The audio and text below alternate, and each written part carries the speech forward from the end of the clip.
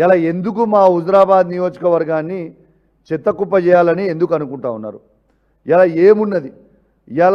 ఇలా పరిశ్రమలు ఖచ్చితంగా మా దగ్గరికి తీసుకురండి అంటే ఇలా మీరు చెప్పేది ఏంది? నాకు ఒక పెద్ద మనిషి వేస్తున్నాడు నుంచి ఈ వేస్ట్ ఎనర్జీ ప్లాంట్ చాలా అద్భుతంగా ఉంటుంది, నువ్వు ఎందుకు దాన్ని వ్యతిరేకిస్తున్నావు, దాన్ని ఎందుకు గాయ చేస్తున్నావు అని నన్ను అంటున్నాను.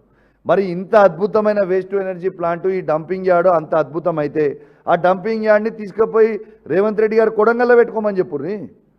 కొడంగల్లో పెట్టే పరిశ్రమలు తీసుకొచ్చి మా హుజరాబాద్లో పెట్టమని చెప్పండి.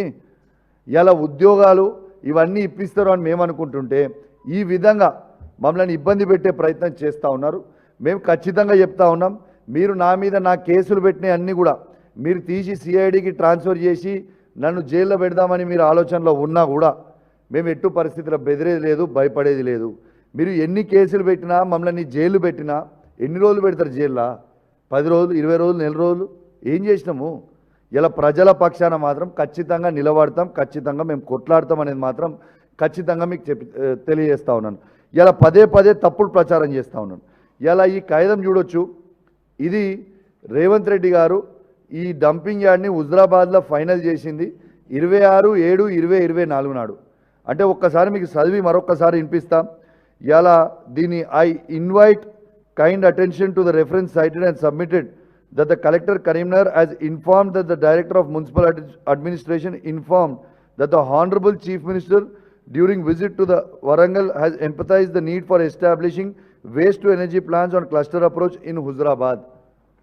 ఇది 26/7/2024 నాడున ముఖ్యమంత్రి రేవంత్ రెడ్డి గారు ఆదేశాల మేరకు మేము ఇది రిలీజ్ చేస్తున్నామని గౌరవ కరీంనగర్ కలెక్టర్ గారు క్లియర్గా లెటర్ ఇచ్చిండ్రు. ఇలా ఖచ్చితంగా చెప్తా ఉన్నాను, మీరు హుజరాబాద్లో డంపింగ్ యార్డ్ పెడతామంటే మాత్రం మేము ఊరుకునే ప్రసక్తే లేదు.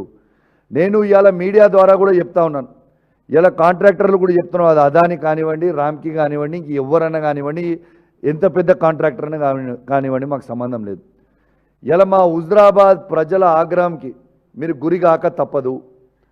రేపు ఆడ మీరు టెండర్లు వేసి మీరు కాడికి వచ్చినా మిమ్మల్ని మాత్రం ఎవరం కూడా హుజరాబాద్ నియోజకవర్గంలో ఉన్న 2,50,000 మంది మేము ఎవరం కూడా మిమ్మల్ని అక్కడ పని చేయనీయం కాక చేయనీయము. అది మాత్రం టెండర్లు వేసే వాళ్ళు ప్రతి ఒక్కరు కూడా గుర్తుపెట్టుకోవాలి.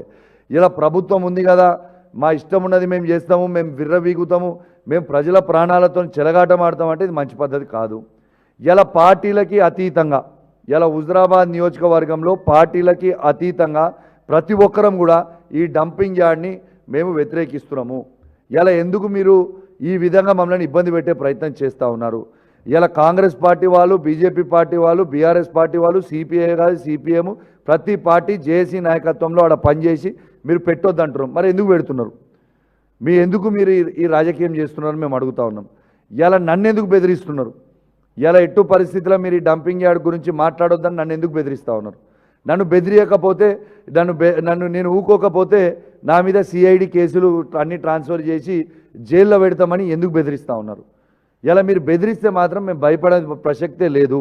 ఎందుకంటే మా హుజరాబాద్ నియోజకవర్గ ప్రజల ప్రాణాలతోని మీరు చెలగాటమడతామంటే మేము ఊకునే ప్రసక్తే లేదు.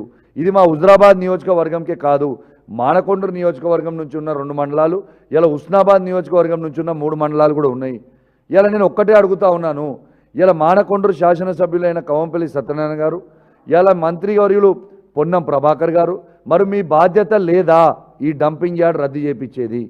మరి ఆ 3 మండలాల ప్రజలు ఇలా ఎల్కతుర్తి, భీమదేవరపల్లి, సైదాపూర్ మండల ప్రజలు పొన్నం ప్రభాకర్ గారు మీకు ఓట్లు వేసారు కదా, మరి ఆ ప్రజల్ని కూడా మీరు ఎందుకు ఇబ్బంది పెడుతున్నారని నేను అడుగుతా ఉన్నాను. ఇలా మానకొండూరు మండలం, కేశవపట్నం మండలం ప్రజలు కూడా వాళ్ళు కూడా ఇలా కవంపల్లి సత్యనారాయణ గారికి ఓటేసారు కదా, కాంగ్రెస్ పార్టీకే ఓటేసారు కదా. సరే, హుజరాబాద్ నియోజకవర్గ ప్రజలు బీఆర్ఎస్ పార్టీకి ఓటేసారు అనుకుందాం. ఇప్పుడు మానకొండూరు ఇటు పక్కన హుస్నాబాద్ అయితే కాంగ్రెస్ పార్టీకే ఓటేసారు కదా, ఒకరు మీరు మంత్రి అయ్యారు కదా.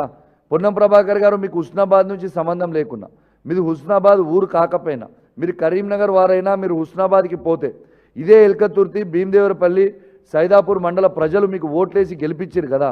మరి ఆ ప్రజలు ఇలా గెలిపించిన పాపానికి ఇలా వాళ్ళని ఇబ్బంది పెట్టే ప్రయత్నం మీరు చేస్తూ ఉన్నారా?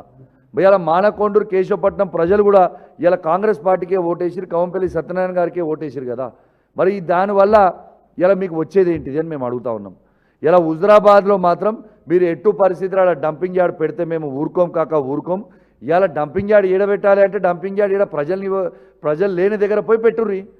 ఈ ప్రజలు ఉండే దగ్గర ఊరి మధ్యలో తీసుకొచ్చి డంపింగ్ యార్డ్ పెట్టి ప్రజల్ని మొత్తం ఇబ్బంది పెడతాము అంటే ఇది ఇబ్బంది కాదా?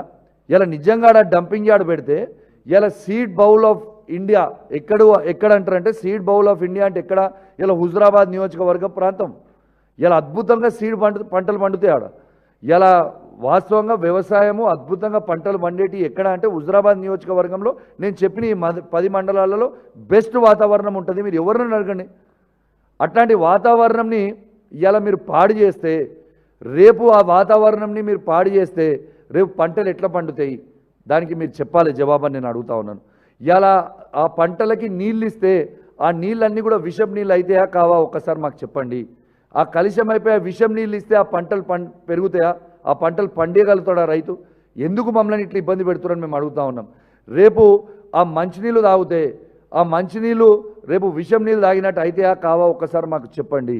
రేపు ఆఖరికి కలుషమైన ఊపిరి పీల్చుకుంటే మా హుజురాబాద్ నియోజకవర్గ ప్రజలతో పాటు ఈ ఉన్న 5 మండలాలు బయటితో పాటు అంటే టోటల్ 10 మండలాలు 2 పట్టణాల ప్రజలు రేపు ఊపిరి పీల్చుకుంటే మా ఊపిరితిత్తులు పాడైతాయా పాడు కావా? దాంతో ఇవన్నిటికీ మీరు జవాబు చెప్పాల్సిన అవసరం ఉన్నదా లేదా? ఇలా ఆఖరికి రేపు భవిష్యత్తులో మా యంగ్స్టర్స్ యువకులు ఎవరైతే ఉన్నారో రేపు పెళ్లి చేసుకున్న తర్వాత వాళ్ళకి పిల్లలు పుట్టాలంటే ఇలా నల్గొండ జిల్లాలో ఫ్లోరోసిస్తో ఎట్లయితే హ్యాండిక్యాప్ పిల్లలు పుడుతున్నారు రేపు మా హుజురాబాద్ నియోజకవర్గంలో పిల్లలకు అందరూ కూడా ఇట్లా హ్యాండిక్యాప్ పిల్లలు పుట్టే ప్రమాదం ఉందా లేదా? ఇట్లాంటిది ఎందుకు మా మీద కోపం పెంచుకుంటా ఉన్నారు? ఎందుకు చేస్తూ ఉన్నారు ఇవన్నీ? ఇలా దయచేసి మీరు రాజకీయాలకు అతీతంగా దయచేసి నేను విజ్ఞప్తి చేస్తున్నా, రాజకీయాలకు అతీతంగా డంపింగ్ యార్డ్ని వెంటనే మీరు రద్దు చేయాలి.